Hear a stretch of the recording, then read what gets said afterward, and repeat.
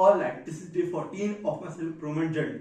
Now, in this video, this is a continuation of my previous video. So, what happened is, in the previous video, I talked about 10 to 15 minutes. But in between the video, my storage got full. So, the thing is, you only got to see the half of that video.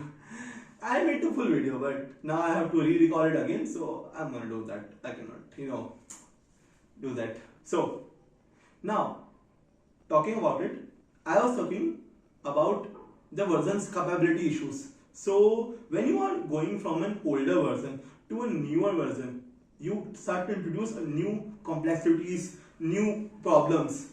So, how that plugin solved that thing for us? So, there was a plugin named ViaVersion. I remember the name correctly. So, what it used to do is do something with that code of the game and make it run so that 1.8.9% can join a 1.16.15 server, and that made us really intriguing because see, we have seen the popular servers like Hypixel do the same thing, like we used to log in and get to experience greater stuff, but that was so surreal because when we got to see it, it was crazy because see, when you see people do it, people do the crazy stuff in the server, you think yeah, that's possible. When you actually do it in your server with your complexities, with your issues, that becomes a great thing. So yeah, I would like to conclude the topic here. Now I'm going to talk about another topic, that is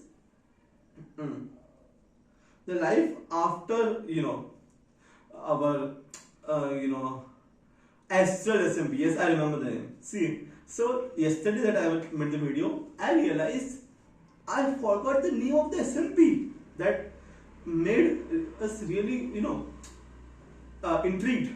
But then I searched for that SMP because we had a Discord server for it, and I know that server is still here, but we just are not online on it.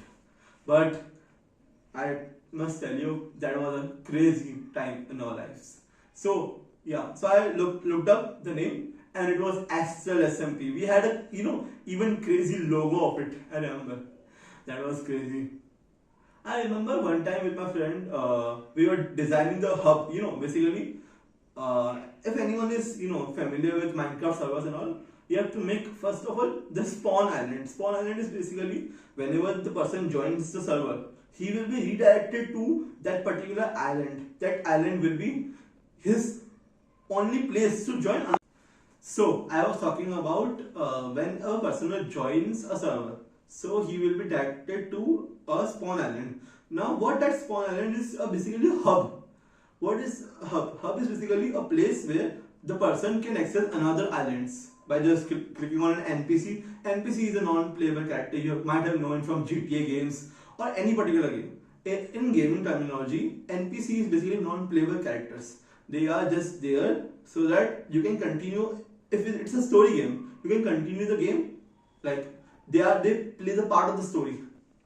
If it is not if it is in other games, arcade games or any other games, then you can use it for many stuff. So in Minecraft, NPCs are basically statues. I would say statues.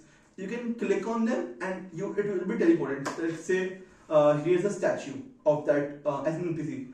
I click on it, then I will be teleported to particular location in that server. Imagine a server is like a tree. The first top portion is the hub, and the smaller partitions are its different location. Let's say you are making a popular Minecraft server, so you might have particular partitions. The first one might be Bedwars, Survival, Skyblock, and Prism, probably Practice, maybe. So yeah, that is a bifurcations. Now in that sub bifurcations you have another bifurcation.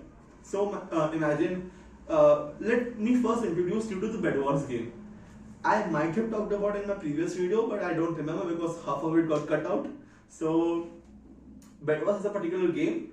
Is every team is been given a bed. You have to protect the bed and your objective is to break another team's bed. Bed is basically a respawn point of the person. So if you destroy the bed, the respawn point will be destroyed. So the person cannot respawn. That's the only objective of the game. That is so simple. Simplest game ever. So yeah, now there's more complexity introduced nowadays. Solo, duo, squad, 3v3, 4v4, many bifurcation. So imagine a server will have to incorporate more as NPCs throughout, like, 1v1, 2v2, 3v3, squad, 4v4, etc. So that introduces also lots of complexities, because you have to connect that NPC to another island, another, I would say, instance in coding terminology. So that was it. Now, how does this matter to my story time? So when we used to we designed our hub for the server, we had to make a space for the game mode section. So a person will join the server, will look around the hub, and will go and select an NPC. It will open a pop-up, for example, to join which game mode, or just redirect it to another island that is made for specifically Bedwars. But we were quite lazy at that time, so we didn't make different islands. We just incorporated everything in just one hub. So it will open a pop-up, and you can choose for game modes, and it will open an instance. Now that was the difficult part. We didn't knew how to place the NPCs, because they are just a block in the game. It is an entity in the game. How do you actually place the entity, and it does custom things. It is not made for vanilla Minecraft. It is made for custom stuff. So how do we do it? That was really tough part for us, but we kind of figured it out. We had multiple issues, but that was really fun, and I still think I would do it again.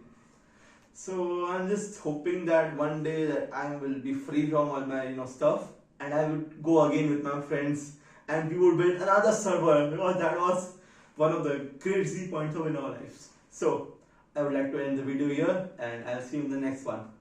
Bye.